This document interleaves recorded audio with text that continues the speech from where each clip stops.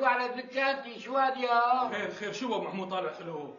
عصام بده يعلم اخوه الحلاقه بدقني سيدي. وين الغلط يا ابو محمود؟ سيد معتز لازم تعلم كان الحلاقه. تعال شوف دقني سووها خريطه سيدي. لا لا لا لا، الله يصلحك يا معتز، اعلى مهلك شوي على ابو محمود. حقك علينا عمي. سيدي انا كار الحلاقه كلياته ما حبيته وما بدي اتعلمه، ايش الشغله بالزور يعني؟ لا، اذا كار الحلاقه ما بده يتعلمها اخوك اتركه على راحته بكار العطاره يا سيد عصام.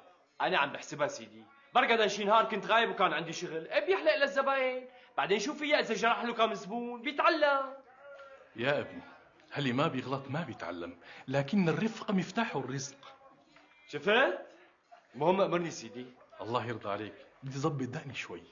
ايه تكرم عينك شيخي، هلا بخلص حلاقة ابو محمود وبخلي معتز يظبط لك اياها. لا معتز خليه بكار العطاره، دقني ما بيقرب عليها بنوب والا بروح لحلاقه ثانيه. ايوه ماني حمار وبدي ارجع لعند جوزي. يا